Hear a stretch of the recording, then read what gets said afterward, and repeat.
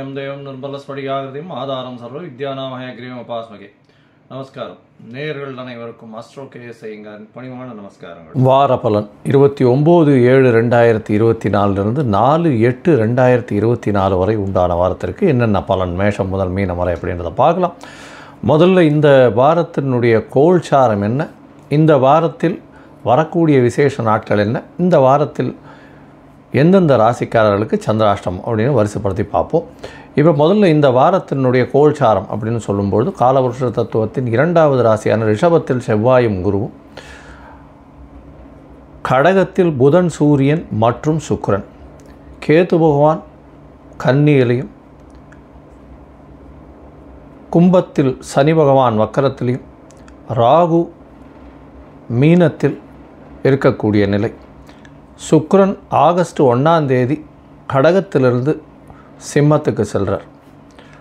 இந்த வாரத்தில் சந்திர பகவான் அதிவேகமாக செல்லக்கூடிய கிரகமானது பரணி நட்சத்திரம், அதாவது மேஷ ராசியிலிருந்து ஆயில்ய நட்சத்திரம் கடக ராசி வரலும் போகிறார். அதாவது இது 4 ராசிகள் போகிறார். அதாவது பரணி, கிருத்திகை, அதாவது பரணி, மேஷம், ரிஷபம், மிதுனம், கடகம் 4 ராசிக்கு அவர் போகிறார். இந்த வாரத்தில் பார்த்தாலேயாளர் விசேஷ நாட்கள் அப்படின்னு சொல்லக்கூடியது 29ஆம் தேதி ஆடி கிருத்திகை, முருகப்பெருமானுக்கு பெரிய ஏற்றம் கொடுக்கக்கூடிய நாள். நிறைய அதாவது பால் குடங்கள், அதை தவிர முருகப்பெருமானுக்கு அதாவது அன்றைக்கி விரதம் இருந்தெல்லாம் செல்லக்கூடிய விஷயங்கள் நிறைய நடக்கும். எதிரிகள் அற்ற நிலை வேண்டும்னா முருகப்பெருமானை வேண்டது ரொம்பவும் நல்லது.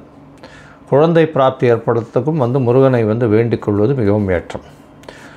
இந்த வாரம் பார்த்தாலேயானால் 31/7/2024 அன்றைக்கி ஏகாதசி, அதாவது கிருஷ்ணபக்ஷ ஏகாதசி.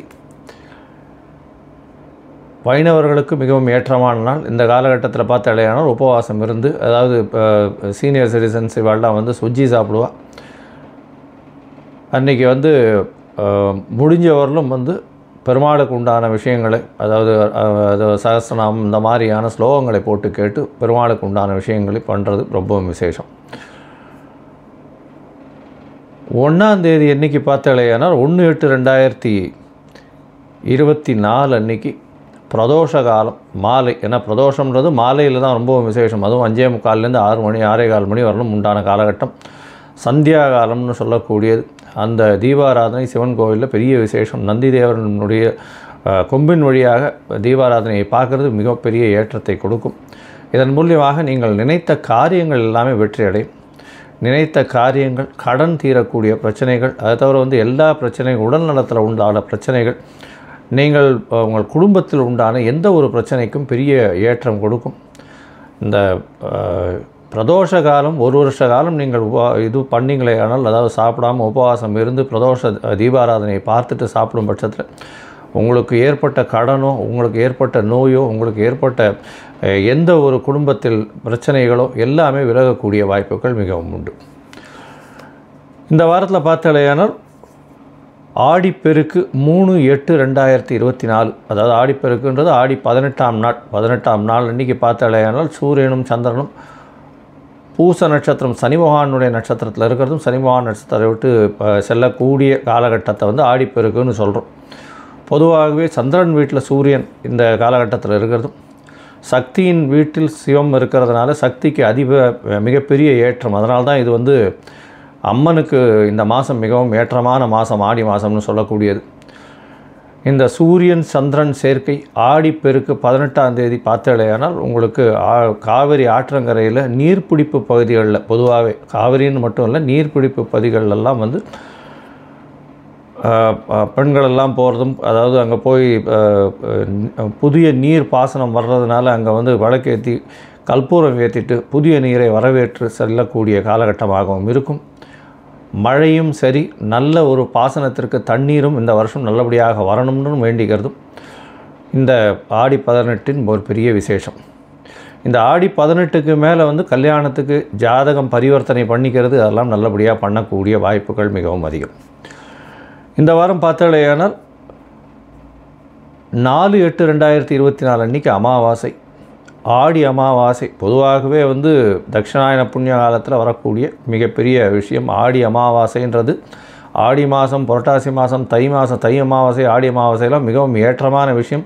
பித்ருக்களுக்கு செய்யக்கூடிய கடமைகளில் ஒன்று. பண்ண வேண்டியது தாய் தந்தை இல்லாதவர்கள் கண்டிப்பாக இந்த கடமைகளை ஆற்ற வேண்டும் அப்படின்றத சொல்கிறோம். அது இல்லை அப்படின்னா கண்டிப்பாக அவர்களுடைய குலத்தில் பிரச்சனைகள் வரும். அதாவது குழந்தைகளுக்கு பிரச்சனைகள் வரும். குடும்பத்தில் எந்த ஒரு சுபகாரியங்களும் தட்டி செல்லக்கூடிய வாய்ப்புகள் உண்டு. எல்லா சுபகாரியமும் கைகிட்ட வந்து தட்டி போயிட்டே இருக்கும். இந்த மாதிரி பித்ருக்களுக்கு உண்டான காரியங்களோ பித்ருக்களுக்கு உண்டான கடமைகளில் செய்யாமல் இருப்பீர்களே ஆனால் கண்டிப்பாக இந்த மாதிரியான பிரச்சனைகள் வரும். இந்த வாரம் பார்த்தாலே எந்தெந்த ராசிக்கு சந்திராஷ்டமம் அப்படின்னு பார்க்கும்பொழுது கன்னி, துலாம், விருச்சிகம், தனுசு இந்த 4 ராசிக்காரர்களுக்கு சந்திராஷ்டமம் இருக்குது. சந்திராஷ்டமம்னா உங்களுடைய பிறந்த ராசியிலிருந்து 8ஆம் ராசி, அதாவது 8ஆம் ராசியில் சந்திர பகவான் மறையக்கூடிய காலம். இந்த காலகட்டத்தில் புதிய முயற்சி வேண்டாம், வெளியூர் வெளிமாநில பிரயாணம் வேண்டாம்னு சொல்கிறோம். ஒரு வேளை பண்ண வேண்டிய கட்டாயம் இருந்தது ஏனால் அருகில் இருக்கக்கூடிய கோசாலையில் சென்று இந்த கோசாலைக்கு போய் பசுமாட்டுக்கு உங்களால் முடிஞ்ச ஒரு அகத்திக்கீரை கட்டு வாங்கி கொடுக்கறதன் மூலியமாக சந்திராஷ்டமத்தின் தாக்கம் நிச்சயமாக குறையும். சரி, இந்த வாரம் மேஷம் முதல் மீனம் வரை 29/7/2024 4/8/2024 வரை உண்டான காலகட்டம் எப்படி இருக்குன்றதை பார்க்கலாம். அதற்கு முன்னாடி என்னுடைய மொபைல் நம்பர் கீழே ஸ்க்ராலிங்கில் வந்துட்டுருக்கோம். உங்களுக்கு அஸ்ட்ராலஜிக்கல் கன்சல்ட் தேவைப்பட்டுதான் எனக்கு ஒரு ஃபோன் பண்ணுங்க. உங்களுடைய date, time, place of birth, உங்களுடைய நேம், பேரண்ட்ஸ் நேம் இது எல்லாம் கொடுங்க. முதல்ல ஜாதகத்தை போட்டு சந்தி இருக்கான்னு பார்க்குறேன். பாத சந்தி, நட்சத்திர சந்தி, அதை தவிர லக்ன சந்தி இருக்கா, அதை தவிர ராகு கேத்துவோட சம்பந்தம் இருக்கா கிரகங்களுக்கு, இது எல்லாத்தையும் பார்த்துட்டு உங்களுடைய ஜாதகத்தை போடுறேன். என்னுடைய கட்டணம் என்னன்னு தெரியப்படுத்துகிறேன். என்னுடைய கட்டணத்தை அனுப்புங்க. உங்களுக்கு அப்பாயின்மெண்ட் தரேன் 2-3 டேஸில். இந்த அப்பாயின்மெண்ட் மூலமாக உங்களுடைய பிரச்சனைகள் என்ன அப்படின்றத பார்த்து அதற்குண்டான ஒரு எளிய பரிகாரம் என்ன அப்படின்றத சொல்கிறேன். சரி, இப்போ மேஷம் முதல் மீனம் வரை 29/7/2024 4/8/2024 வரை உண்டான நாட்கள் எப்படி இருக்குன்னு பார்க்கலாம். மேஷம் அஸ்வினி, பரணி, கிருத்திகை இந்த 3 நட்சத்திரம் 9 பாதங்களை கொண்ட ராசி. ராசியின் அதிபதி செவ்வாய் பகவான் ராசிக்கு 2ஆம் இடத்துல இருக்கிறது விசேஷம். பேச்சில் கொஞ்சம் தடிப்பு இருக்கும். இருந்தாலும் பார்த்தோம்னா உங்களுடைய ராசிக்கு 2ஆம் அதிபதியும் 4ஆம் இடத்துல இருக்கிறதுனால, அதாவது சுக்கிரனும் 4ஆம் இடத்துல இருக்கிறதுனால, திக்பலம் பெற்றிருக்கிறதுனால பணவரவுக்கு குறைச்சல் இருக்காது. குடும்பத்தில் நல்ல மகிழ்ச்சி இருக்கும். கணவன் மனைவிக்குள்ளே நல்ல ஒரு ஏற்றம் இருக்கக்கூடிய காலகட்டமாக அமையப்போகிறது. சப்தமாதிபதி இன்னொரு கேந்திரத்தில் இருக்கிறது பெரிய விசேஷம். அதாவது 7ஆம் அதிபதி 7க்கு 10ஆம் இடத்துல இருக்கிறது மூலியமாக தொழிலில் அபிவிருத்தி அதிகமாக இருக்கக்கூடிய காலகட்டமாக அமையும். உங்களுடைய ராசிக்கு பார்த்தாலேயானால் 7ஆம் அதிபதியும் 4ஆம் இடத்துல இருக்கிறது நல்ல ஒரு விசேஷம். இதன் மூலியமாக பார்த்தாலேயானால் குடும்பத்தில் நல்ல ஒரு மகிழ்ச்சி இருக்கும். படிக்கக்கூடிய மாணவர்களுக்கு நல்ல ஒரு ஏற்றம் இருக்கக்கூடிய காலகட்டம். 4ஆம் இடம்னு சொல்லக்கூடிய அதாவது தாய் ஸ்தானம், சுகஸ்தானத்தில் 3 கிரகங்கள் இருக்கிறது பெரிய விசேஷம். இந்த வாரம் பார்த்தோம்னா உங்களுடைய ராசிக்கு 9ஆம் அதிபதினு சொல்லக்கூடியவர் பாக்யஸ்தானாதிபதி, அதாவது தனகாரகன், புத்திரகாரகன்னு சொல்லக்கூடிய குரு பகவான் உங்களுடைய ராசிக்கு 2ஆம் இடத்துல இருக்கிறதுனால நல்ல ஒரு ஏற்றம் கிடைக்கக்கூடிய காலகட்டமாக இருக்குது. பணவரவிற்கு பஞ்சம் இருக்காது. பணம் டேப்பில் கொட்டுற எண்ணெய் மாதிரி கொட்டிகிட்டே இருக்கும். கண்டினியூஸாக பணம் வரக்கூடிய வாய்ப்புகள் நிச்சயமாக இருக்குது. புதிய மனை வீடு அமையக்கூடிய வாய்ப்புகள் நிச்சயமாக உண்டு. ஏன்னா புதுசாக வீடு மனை வாங்கக்கூடிய வாய்ப்புகள் இந்த வாரம் நிச்சயமாக அமையும். தாயின் உடல்நிலையில் நல்ல ஒரு ஏற்றம் இருக்கக்கூடிய காலகட்டமாக அமைய போகிறது. உங்களுடைய சுகங்களுக்கு குறைச்சல் இருக்காது. நல்ல ஒரு ஏற்றம் கிடைக்கக்கூடிய காலகட்டமாக அமைய போகிறது. புதிய வேலை அமையக்கூடிய பாக்கியம் நிச்சயமாக உண்டு. தொழிலில் பெரிய அபிவிருத்தி இருக்கும். தொழிலில் ஒரு பெரிய ஏற்றம் இருக்கக்கூடிய காலகட்டம். கூட்டு தொழிலில் நல்ல ஒரு வெற்றி கிடைக்கக்கூடிய காலகட்டமாக இருக்கும். வெளிநாடு போகக்கூடிய பாக்கியம் நிச்சயமாக இந்த வாரத்தில் உங்களுக்கு வரப்போகிறது. உங்களுடைய ராசிக்கு 4ஆம் இடத்துல இருக்கக்கூடிய சுக்கிர பகவான் 5ஆம் இடத்துக்கு போகிறார். 1/8/2024 5ஆம் இடத்துல சுக்கிர பகவான் போகிறதுனால நல்ல ஒரு ஏற்றம். இந்த காலகட்டத்தில் பார்த்தீங்கன்னா குழந்தை பிராப்தி ஏற்படக்கூடிய பாக்கியம் நிச்சயமாக உண்டு. ஏன்னா சுபத்துவம் அடைகிறது 5ஆம் இடம். நல்ல ஒரு ஏற்றம் கிடைக்கக்கூடிய வாரமாக இந்த வாரம் அமையிறது. இந்த வாரம் பார்த்தாலேயானால் உங்களுடைய ராசிக்கு, அதாவது இந்த மருத்துவத்துறையில் இருக்கிறவங்க, டாக்டராக இருக்கிறவங்க, ரத்த வங்கிகள் இது மாதிரியான வச்சுருக்கவங்க, அதை தவிர இந்த மெடிக்கல் இன்ஸ்ட்ருமெண்ட்ஸ் விற்கிறவங்க, இவங்களுக்கெல்லாம் பெரிய ஏற்றம் கிடைக்கும். சமையல் கலை வல்லுநர்களுக்கு பெரிய ஏற்றம் இந்த வாரத்திலேருந்து ஆரம்பிக்க போகிறது. பெரிய மாற்றங்கள் வரக்கூடிய வாய்ப்புகள் நிச்சயமாக உண்டு. சமையல் கலை வல்லுநர்களுக்கெல்லாம் பெரிய ஏற்றம் கிடைக்கக்கூடிய காலகட்டமாக அமைய போகிறது. இந்த வாரத்தில் பார்த்தாலேனா உங்களுடைய ராசிக்கு சந்திர பகவான், அதிவேகமாக செல்லக்கூடிய கிரகமான சந்திர பகவான் உங்களுடைய ராசியிலே இருக்கிறது விசேஷம். இதன் மூலியமாக பார்த்தாலேயானால் உங்களுடைய ராசியில் இருக்கும் பொழுது, 4ஆம் அதிபதி உங்களுடைய ராசியில் இருக்கும் பொழுது தாயின் உடல்நிலையில் நல்ல ஒரு ஏற்றம் இருக்கும். படிக்கக்கூடிய மாணவர்களுக்கு பெரிய ஏற்றம் கிடைக்கக்கூடிய காலகட்டமாக இருக்கும். அதை தவிர பார்த்தோம்னா உங்களுடைய ராசியிலேயே வந்து 29/7/2024 வரலும் மாலை ஒரு 8:30 மணி வரலும் இருக்கக்கூடிய காலகட்டமாக அமைகிறது. அதற்கு பிறகு உங்களுடைய ராசிக்கு 2ஆம் இடத்துக்கு போகிறார்.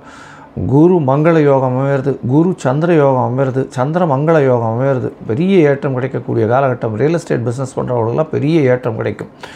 இந்த வாரத்தில் பார்த்தாலேனால் ரியல் எஸ்டேட் பிஸ்னஸ்ஸு, செங்கல் மணல் ஜல்லி இந்த மாதிரியான வியாபாரம் பண்ணுறவர்களுக்கு பெரிய ஏற்றம் கிடைக்கக்கூடிய காலகட்டம். அது தவிர அரசு மருத்துவத்துறையில் இருக்கிறவங்க, அரசு மருத்துவத்துறையில் இருக்கிறவங்களுக்கு திடீர் பண யோகம் வரக்கூடிய காலகட்டமாக அமையப்போகிறது.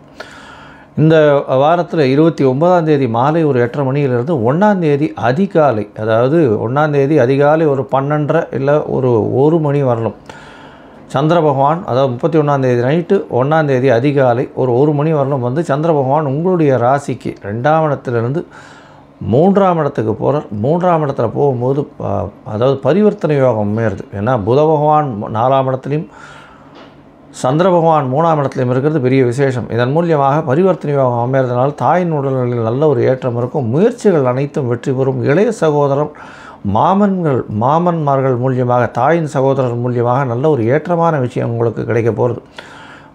அதாவது பாட்டு பாடக்கூடிய கவிஞர்களுக்கு இதெல்லாம் ஒரு பெரிய ஏற்றமான காலமாக அமைய போகிறது. உங்களுடைய ராசிக்கு 4ஆம் இடத்துல சந்திர பகவான் வரப்போகிறார். அதாவது பரிவர்த்தனை யோகத்தில் 4ஆம் இடத்தில் ஆட்சி பெற்றதற்கு சமம். தாயின் உடல்நிலையில் நல்ல ஒரு ஏற்றம் இருக்கும்.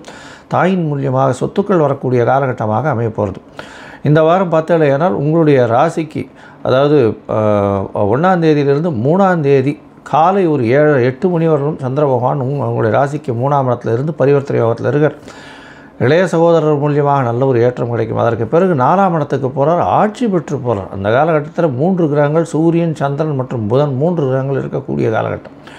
இந்த காலகட்டத்தில் பார்த்தீங்கன்னா பெரிய ஏற்றம் கிடைக்கக்கூடிய காலகட்டமாக அமைய போகிறது. ஏன்னா 4ஆம் இடத்தில் 4ஆம் அதிபதி ஆட்சி பெற்று போயிருக்கிறதுனால உங்களுடைய உடல் நலத்தில் நல்ல ஒரு ஏற்றம் இருக்கும். புதிய வீடு மனை வாங்கக்கூடிய பாக்கியம் நிச்சயமாக உண்டு. இந்த வாரத்தில் பார்த்தோம்னா படிக்கக்கூடிய மாணவர்களுக்கு பெரிய ஏற்றம் கிடைக்கக்கூடிய காலகட்டமாக அமைப்பது. பொதுவாக பார்த்தோம்னா இந்த மேஷராசிக்காரர்களுக்கு இந்த வாரம் பெரிய ஏற்றமான வாரம். அருகில் இருக்கக்கூடிய முருகன் கோவிலுக்கு போயிட்டு வாங்க. ஒரு மஞ்சள் கலர் வஸ்திரம் அங்கே அங்கே இருக்கக்கூடிய முருகனுக்கு கொடுத்துட்டு வாங்க.